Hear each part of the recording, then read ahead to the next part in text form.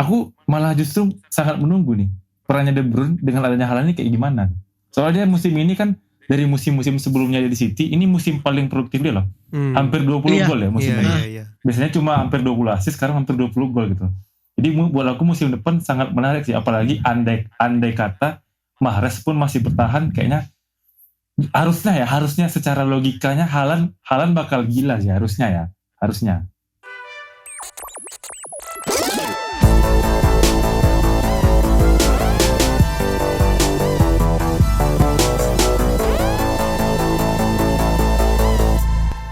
Halo.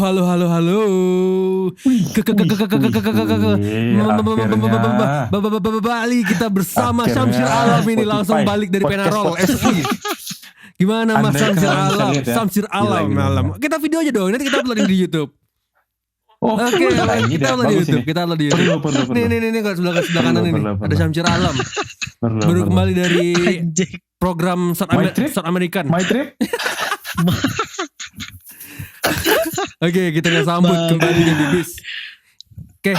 Halo teman-teman semua. Oke, langsung aja nih. Kali ini kita gak usah promo karena teman-teman, aku yakin teman-teman di sini sudah like dan subscribe dan juga sudah dengar di Spotify. Kalau kita dengan @ruangganti.fm. Nah, langsung aja pada podcast kali ini kita akan membahas transfer generasional kita, best talent generasi ini. Tapi sebelum sana kita uji dulu kemampuan sepak bola mereka. Ini dia, udah lama nih, musik. Udah lama. Kuis. Oke. Langsung aja ya. Aku akan berikan 3 pertanyaan buat teman-teman ingin bersaing sama mereka. Silakan jawab. Komen. Jawab aja. Aduh, jika kalian bisa menjawab lebih cepat daripada mereka, berarti kalian bersaing sama Bibis. Nah, iya itu. Oke, langsung saja. Gak level. Pertanyaan pertama.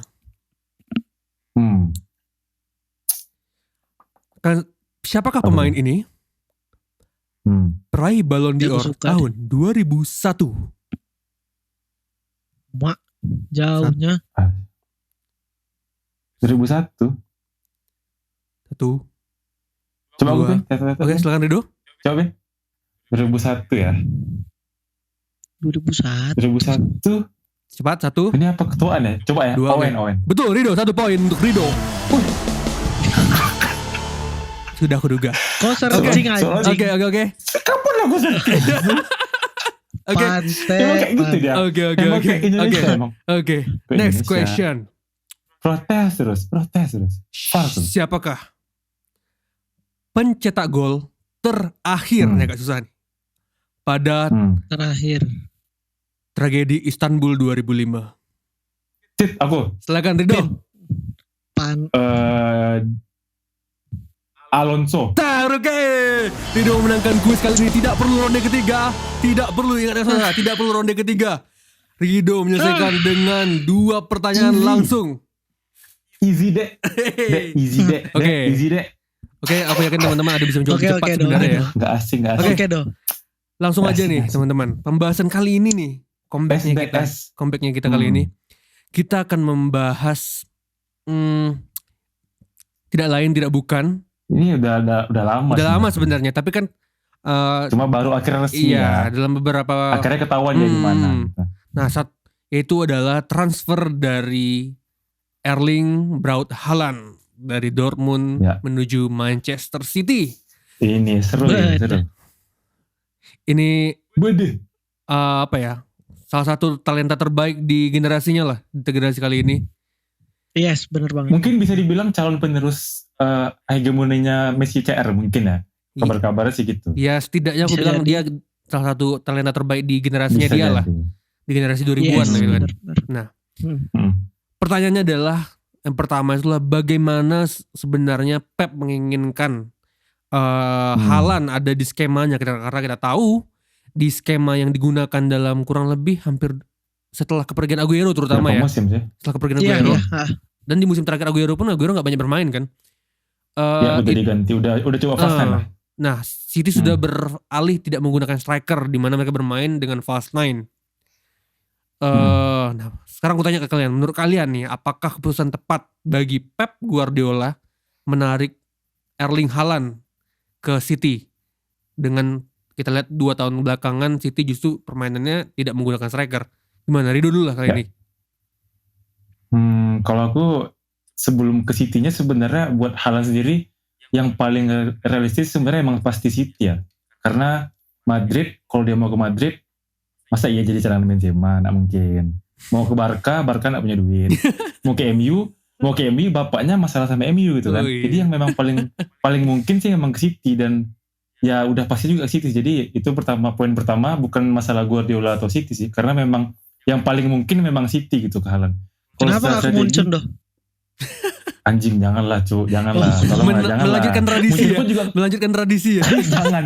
Iya, jangan. Tradisi lo doh. Jangan kalau okay, jangan. Udah bener sih kalau bilang. Nah tapi kalau strategi sih sebenarnya apa ya? Kalau aku ngeliat ini sih teman-teman ya. Kalau ngeliat Pepnya kan dari zaman di Barca lah ya, Barca terus ke Munchen terus ke City juga, dia sebenarnya punya striker top terus kan. Dia punya David Villa, sempat punya Henry, Eto'o, terus di Munchen Lewandowski. Sebenarnya justru 2 musim belakangannya ini kalau aku bilang agak nurun sih sebenarnya si Pep ini. Walaupun nyampe final UCL lah sama City tahun lalu. Cuma yang aku bilang sih itu ada faktor dari tim lain juga yang lagi jelek gitu sih. Jadi menurut aku simpelnya dengan kedatangan Haaland sih buat aku ini sesuatu hal yang bagus sih, terutama dengan adanya De Bruyne sama Bernardo Silva yang makin matang. Kalau aku bilang katanya Haaland sih bakalan bagus ya. Ya belum tentu juga dia bakalan langsung nyetel kayak bisa nyetel 30 gol. Ya paling enggak dia ini adalah pilihan yang tepat sih daripada Ken kalau aku bilang. Oke. Nyinggung tadi daripada Ken, tapi Bibis. Aku coba tanya lebih spesifik sama Kobis. Maksudnya dengan permainan Guardiola yang seperti ini nih, langsung aja. Apakah Haaland punya fungsi sebenarnya kalau menggunakan skema yang ini? Dan ataupun tidak, apakah Guardiola harus melakukan perubahan menurut kau dari cara mainnya? Kalau aku ngelihat sekarang ya, kalau aku ngelihat 2 tahun belakangan cara City main itu skema yang dipakai Pep itu bukan skema striker murni, Pin. Apalagi kalau kita lihat satu-satunya striker murni yang dipunyain City yaitu Gabjes alias Gabriel Jesus. Itu kalau dialihfungsikan. Nah, itu dia dia udah dialihfungsikan menjadi sayap kanan. Itu kalau kau perhatiin itu jadi bukti bahwasannya Guardiola itu bisa beradaptasi dengan keberadaan pemain gitu. Tapi kalau kau tanya cocok apa enggaknya, kalau Pep tidak ngerubah gaya permainan yang sekarang, kemungkinan besar Haaland tidak akan bisa cocok dengan skema permainan City. Karena City itu tipikal permainannya itu kan permainan cepat. Haaland ini dia tipikal striker murni, goal getter. Dia cuma nunggu di depan untuk dapetin suplai bola dari teman-temannya. Nah tapi kalau misalkan kita belajar dari kasusnya City 2 tahun belakangan, bener ya sih yang dibilang Rido, permainan City itu lumayan permainannya Pep, pola permainannya Pep itu mulai berkurang. Mulai di depannya tuh udah gak kelihatan tajam kayak biasanya lah. Tapi kalau Pep bisa mengadaptasikan permainannya dengan Haaland yang sekarang, itu mungkin Haaland akan jadi salah satu pemain yang inilah yang kelihatan di musim depan. Ya tergantung dari Pepnya lagi sih. Itu aja. Kalau aku juga setuju sih sebenarnya, poinnya adalah kalau di aku sebenarnya lebih poinnya adalah Guardiola kalau mau mengeksploitasi kemampuan Haaland sebagus-bagusnya, dia harus shifting cara bermain. Yes, harus. Karena kita tahu sekarang dengan cara main sekarang itu tuh Haaland nggak punya tempat gitu. Nggak. Mereka benar-benar bermain dengan 3 penyerang di depan yang fungsinya bisa bertukar-tukar tuh, nggak ada fungsi dan tetap. Semuanya tukang lari, Bin. Di mana sekarang vital dari City ini adalah di mana di attacking midfieldernya mereka di mana bisa mencetak gol dan bisa mensuplai bola dengan baik. Itu kuncinya kan, ada De Bruyne dan juga ada Silva. Nah,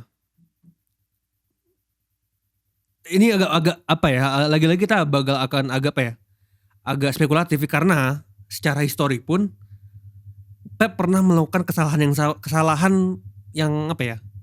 Dia ngambil striker tapi ternyata tidak cocok dengan tidak work dengan siapa, Pin? Siapa itu, Pin?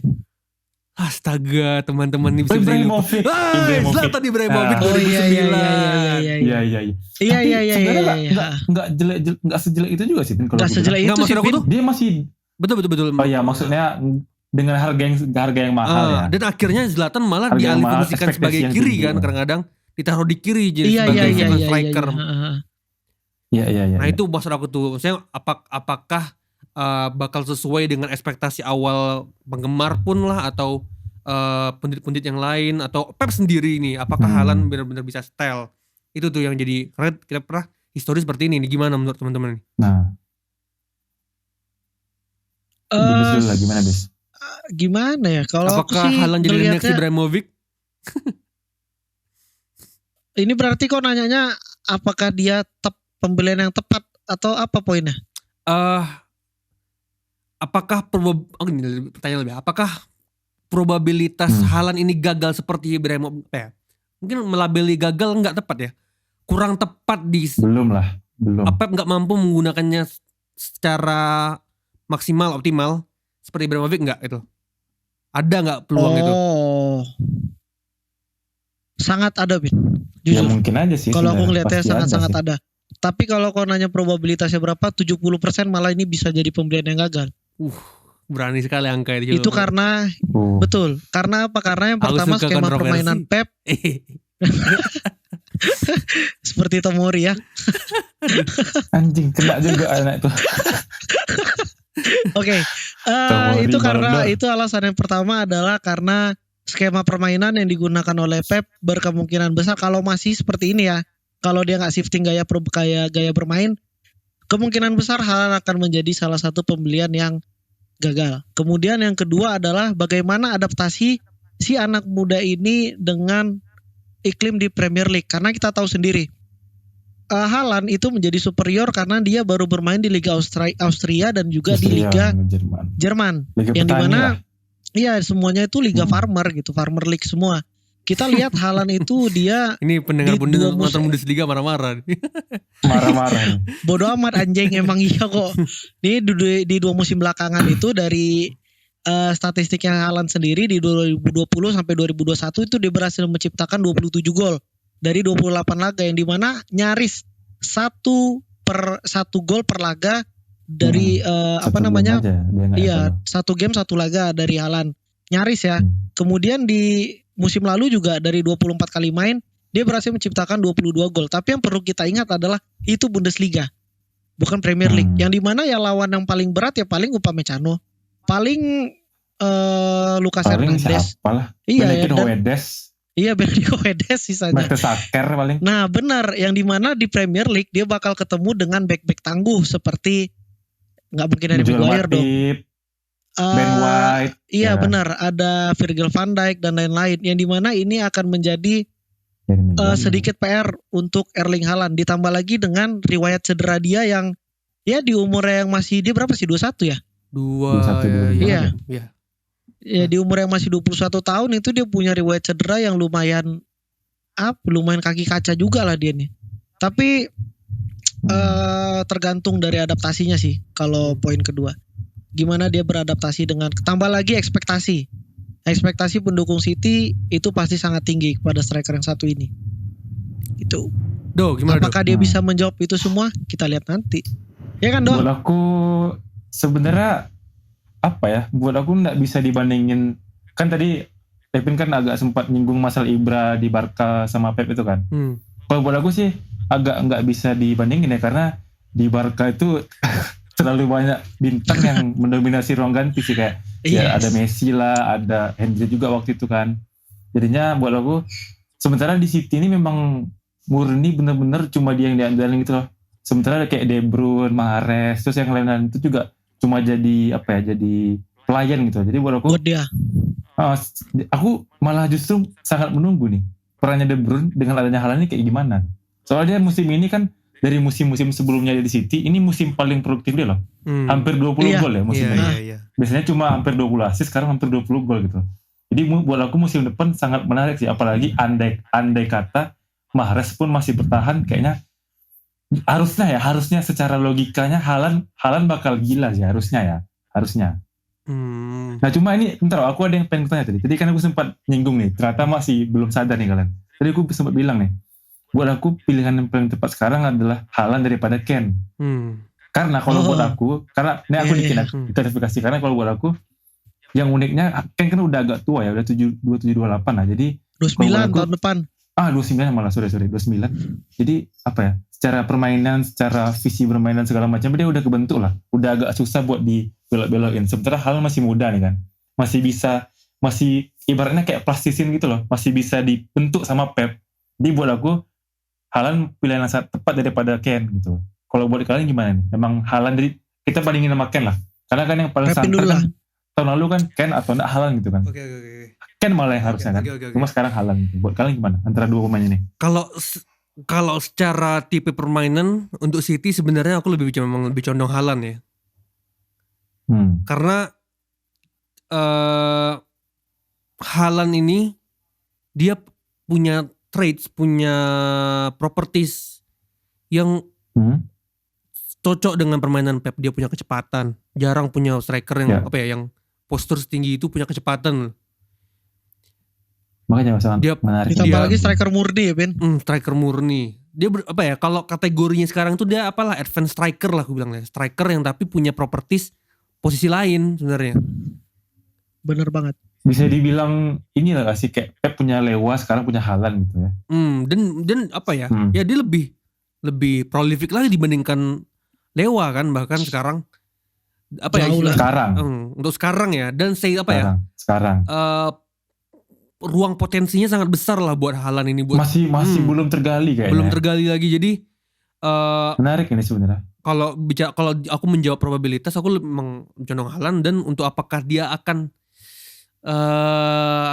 gagal diutilize sama Pep, buat aku kayaknya kali ini benar lah menurut aku kayaknya. Harusnya benar. Karena gelandang yang menyokong pun aku bilang cocok sekali untuk support gitu. Haaland gitu. Masalah bukan gelandang yang egois gitu lah kan Ben ya. Iya, maksud aku tuh memang gelandang yang bener-bener bisa jadi pelayan. Bener-bener tim player semua di sana. Jadi ini seru. Tapi kalau menurut aku gini ya dia. Kalau misalkan tujuannya itu untuk jangka panjang, Haaland itu solusi yang tepat. Jelas itu pasti. Tapi kalau untuk jangka pendek, kalau untuk jangka pendek, kau lagi ngejar UCL, kau lagi ngejar Premier League, mungkin Kane. Mungkin karena apa? Secara mental Kane itu udah kebentuk. Satu. Terus pegang trofi lah ya. Apalagi Audi Cup bukan anjing, bukan. Tunggu dulu. Konami Cup aja dia nggak pernah megang anjing. Piala bonsai. Tunggu. Kane itu secara mental udah kebentuk. Di Premier League juga dia meskipun main di Tottenham, dia kelihatan merupakan salah satu striker yang paling berbahaya di Premier League. Tapi problemnya di sini adalah umur. Itu yang jadi problem utama kalau menurut aku tuh di umur. Karena kita tahu sendiri, yaitu tadi yang kau bilang, di umur segitu ya pemain-pemainnya udah gak bisa dibentuk kan. Kasarnya ya paling bisa dibeda-bedain, bisa dirubah-rubah dikit lah. Tapi ya udah trademark dia udah mainnya sebagai ya udah nge-stuck, udah begitu gitu loh. Nah terus aku ada sedikit pertanyaan nih untuk kalian. 150 juta euro harga dia ya kan? Hey, murah hey. 60 juta loh. Aduh, 50 juta Ben? Iya 50. Tai anjing apa pula? Sumpah. 50 juta. Aduh Ben. Inilah dia kalau nggak baca berita. Iya, tapi mungkin yang maksud kau ini mungkin ini bis. Ada bonus-bonusnya kan? Semuanya. Kalau transfer City bayar ke Dortmund cuma 50. Oh iya. Tapi kayak buat bapaknya si Alan tuh aja 20 juta. Tetap bangnya banyak. Untuk si gendut. Untuk Rayola anjing tuh. Iya. Hey. Oh iya sorry. Udah mati. Sorry. Oh iya. Offset dua kali. Oke deh. Sorry. Berarti menurut kalian akankah ini perkiraan aja ya, perkiraan. Secepat apa Haaland akan menggaransi posisi utama? Kemudian trio dengan siapa yang akan sangat cocok dengan Haaland di musim depan? Oke. Rido. Aku ya. Kalau aku yang udah sangat pasti Haaland mau sejelek apapun 6 bulan pertama pasti dicoba lah. Anjing kayak udah beli striker mahal, bagus, muda kayak gini, nggak mungkin gak dicoba kan. Kok bilang murah tadi anjing? Ya maksudnya itu 50 juta kan banyak cuy yang iya, gitu. Iya, Gak mungkin maksudnya minimal sampai Desember kalau dia jelek baru dicoba tukar lah. Kayak Lukaku lah gitu ya. Iya, okay. Baru di otak-atik lagi. Tapi kok sayang aja gitu. Menurut aku ya harusnya bisa ya. Dan buat trio mungkin yang paling cocok kan Pepnya 4-3-3 ya. Aku nggak tahu nih sumpah. Aku nggak bisa baca Pep sih soalnya Pep ini kan suka ngasal-ngasal kan. Bisa jadi De Bruyne jadi sayap besok, nggak tahu juga karena mungkin Mahrez pindah. Bisa jadi nanti tiganya bisa jadi Haaland, Bernardo Silva sama De Bruyne bisa jadi kan? Bisa jadi apa? Nggak menggunakan dua gelandang serang lagi kan? Nah bisa jadi. Buat lebih menstabilkan karena Haaland mau nggak mau akan ada di depan kan? Iya sih benar. Tapi kalau menurut kau tuh sepenglihatan kau aja deh, simple ya. Itu karena aku mikirnya Jazz sama Mahrez kan kabarnya mau pindah nih. Ya kemungkinan besar kalau kata aku ya, mungkin De Bruyne sama si Bernardo sih. Lalu Foden Grealish diapain? Nah, Foden tuh jadi 4-3-3-nya dia gelandang 3 gitu. Foden 3 gelandang. Coba mungkin. Oke, make sense. Revin. Jelas soal apa nih. Adakah garansi dari Erling Braut Haaland akan memberikan? Aku optimis sih. Optimis akan udah di starting 11 dari awal sih kayaknya dia. Dari awal ya. Apa yang bikin kau optimis, Pin? Dia punya itu, bilang tadi dia punya properties yang bisa digunakan untuk banyak hal. Bahkan mungkin aku nggak kaget ya kalau seandainya dia dicoba jadi sayap. Aku gak kaget loh seandainya ya. Aku gak kaget. Iya. Benar. Oke. Berarti kau percaya Pin 2 digit Haaland bakal nyetak gol di IPL? Bagaimana? 2 digit gol akan diciptakan. Aku yakin bisa 2 digit bisa. Yakin. Minimal 10 gol. Minimal 10 gol bisa lah dia ini. Bisa. Oke. Kemudian untuk trio yang tepat untuk Erling Haaland nih siapa aja sih Pin? Ini baru yang sulit. Karena kalau yang paling ideal ya tetap di kanan itu tetap Mahrez lah sebenarnya. Menjaga kelebaran kan, dia pemain yang bisa menjaga kelebaran. Sebenarnya ya. Nah, kalau di kiri, nah ini dia jadi yang PR jadi PR kadang-kadang. Tapi kalau ngelihat sekarang ya bahkan kok mau nggak mau aku lebih prefer pemain yang bisa bisa mendekat ke Haaland yang kayak Foden ya. Foden walaupun bukan posisi aslinya ya. Foden ya. Tapi kan seringkali ditaruh di kiri dia karena dia pemain yang bisa bergerak di beberapa zona di depan. Beda sama Sterling, beda sama Grealish yang belum Sterling. Yes. Mau tapi itu terserah sih buat aku, nggak masalah. Yang penting bagaimana gelandang di belakangnya sebenarnya kalau Haaland ini. Kalau Grealish cocoknya buat ini sih masang pomade aja. Rambut. 100 million man. Tapi sebenarnya skillful but no vision. Gimana? Tapi ini deh. Tapi aku sebenarnya yang malah yang buat ini kita bahas City dikit lah. Mungkin masih bisa masuk lah, enggak ada topik lah. Sebenarnya yang aku paling penasaran nih City ini untuk gelandang bertahan sih. Kalau buat aku sebenarnya yang paling aku tunggu-tunggu entah cadangannya atau mungkin inti gitu. Soalnya Rodri ini udah one man enggak ada cadangan gitu loh sejak 2 musim lalu. One man anchor kayak anjing gitu kan, kayak anjing udah tua kali gitu. Justru malah datanginnya Haaland duluan gitu. Buat aku yang aku bakalan kayak ini siapa ya kira-kira yang bakal datang ya. Itu kan yang bertahan City sih. Betul. Kalau buat kalian nih, coba ada enggak sih kayak top of mind gelandang bertahan yang paling bagus sekarang siapa gitu? Top of mind yang mungkin bisa dibeli. Soalnya kita lihat lah di final Champions lah. Madrid punya Casemiro, Liverpool punya Fabinho, Munter punya Kimmich, Chelsea punya Kante. Maksudnya semua klub itu punya gelandang bertahan yang bagus gitu loh. Yang berkelas ya. Terus City cuma punya Rodri, satu aja gitu. Siapa kira-kira menurut kalian yang kira-kira bisa nih dibeli sama Pep lah gitu? Nah kalau masalah scoutingnya gue selang ngebibis lah. Nah, bukan bidang aku nih kalau scouting talent ini. Kalau aku ada satu bis. Siapa tuh doh? Pemain Monaco. Itu Tchouaméni itu. Oh, iya. Tapi Tchouaméni kan kabarnya kan lebih ke Madrid. Madrid atau MU dia. Kalau aku sih perhatiin gelandang bertahan. Rodri itu sebenarnya dia bukan salah satu gelandang bertahan yang top sih doh untuk 5 besar ya. Iya, karena dia kayak Busquets sih. Iya, terus kayak kalau kau sebutin di antara gelandang-gelandang tadi ya Rodri di bawah pemain itu semua jauh. Gitu loh. Jauh banget.